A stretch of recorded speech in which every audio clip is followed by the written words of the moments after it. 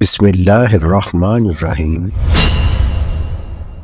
سعید بن جبیر رضی اللہ عنہ کہتے ہیں کہ میں نے ابن عباس رضی اللہ عنہ سے کہا کہ نوف بکالی کا یہ خیال ہے کہ موسیٰ علیہ السلام جو خضر علیہ السلام کے پاس گئے تھے وہ موسیٰ بنی اسرائیل والے نہیں تھے بلکہ دوسرے موسیٰ تھے۔ یہ سن کر ابن عباس رضی اللہ عنہ بولے کہ اللہ کے دشمن نے جھوٹ کہا ہے۔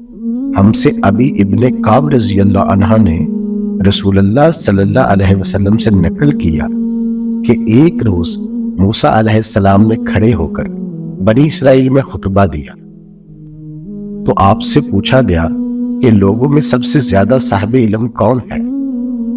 انہوں نے فرمایا کہ میں ہوں۔ اس وجہ سے اللہ کا غصہ ان پر ہوا کہ انہوں نے علم کو خدا کے حوالے کیوں نہ کر دیا۔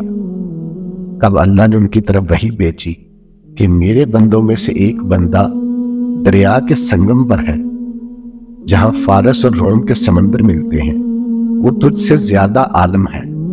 موسیٰ علیہ السلام نے کہا اے پروردگار، میری ان سے ملاقات کیسے ہو؟ حکم ہوا کہ ایک مچھلی زنبیل میں رکھ لو، پھر جہاں تم اس مچھلی کو گم کر دو گے تو وہ بندہ تمہیں وہیں ملے گا۔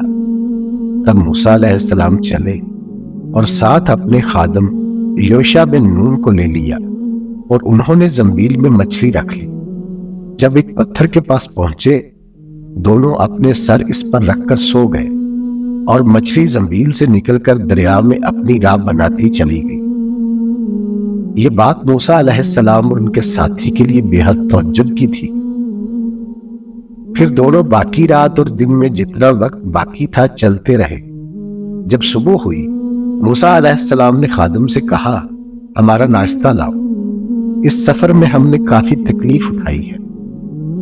اور موسیٰ علیہ السلام بالکل نہیں تھکے تھے، مگر جب اس جگہ سے آگے نکل گئے جہاں تک انہیں جانے کا حکم ملا تھا تب ان کے خادم نے کہا کیا آپ نے دیکھا تھا جب ہم صخرہ کے پاس ٹھہرے تھے تو میں مچھلی کا ذکر بھول گیا؟ یہ سن کر موسیٰ علیہ السلام بولے کہ یہی وہ جگہ ہے جس کی ہمیں تلاش تھی، تو پچھلے پاؤں واپس ہو گئے۔ جب پتھر تک پہنچے تو دیکھا کہ ایک شخص کپڑا اوڑے ہوئے موجود ہے۔ موسیٰ علیہ السلام نے انہیں سلام کیا۔ خضر علیہ السلام نے کہا کہ تمہاری سرزمین میں سلام کہا۔ پھر موسیٰ علیہ السلام نے کہا کہ میں موسیٰ ہوں۔ خضر بولے کہ بنی اسرائیل کے موسیٰ؟ انہوں نے جواب دیا کہ ہاں۔ پھر کہا کیا میں آپ کے ساتھ چل سکتا ہوں تاکہ آپ مجھے ہدایت کی وہ باتیں بتلائیں جو اللہ نے خاص آپ ہی کو سکھلائی ہیں؟ خضر علیہ السلام بولے کہ تم میرے ساتھ صبر نہیں کر سکو گے۔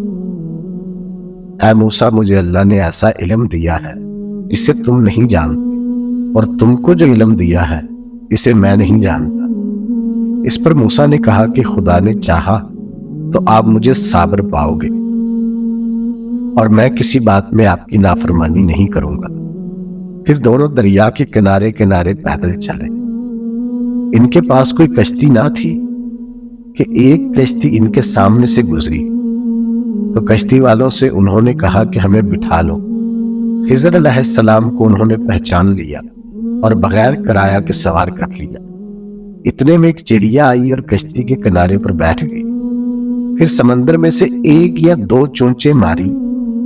اسے دیکھ کر خضر علیہ السلام بولے کہ اے موسیٰ، میرے اور تمہارے علم نے اللہ کے علم میں سے اتنا ہی کم کیا ہوگا جتنا اس چڑیا نے سمندر کے پانی سے۔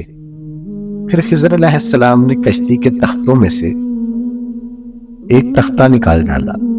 موسیٰ علیہ السلام نے کہا کہ ان لوگوں نے تو ہمیں کرایہ لیے بغیر سوار کیا اور آپ نے ان کی کشتی اکھاڑ ڈالی تاکہ یہ ڈوب جائیں۔ خضر علیہ السلام بولے کہ کیا میں نے نہیں کہا تھا کہ تم میرے ساتھ صبر نہیں کر سکو گے؟ اس پر موسیٰ علیہ السلام نے جواب دیا کہ بھول پر میری گرفت نہ کرو۔ موسیٰ علیہ السلام نے بھول کر یہ پہلا اعتراض کیا تھا۔ پھر دونوں چلے۔ کشتی سے اتر کر ایک لڑکا بچوں کے ساتھ کھیل رہا تھا۔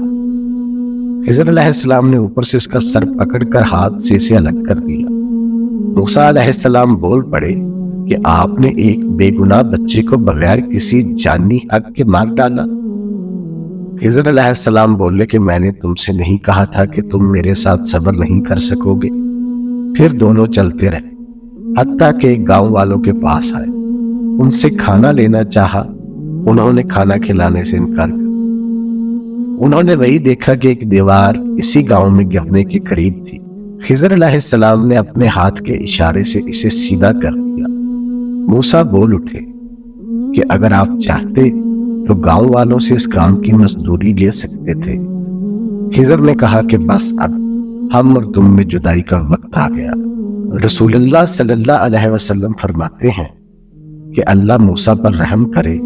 ہماری تمنا تھی کہ موسیٰ کچھ دیر اور صبر کرتے تو مزید واقعات ان دونوں کے بیان کیے جاتے اور ہمارے سامنے روشنی میں آتے، مگر حضرت موسیٰ علیہ السلام کی عجلت نے اس علم لدنی کے سلسلے کو جلد ہی منقطع کر دیا۔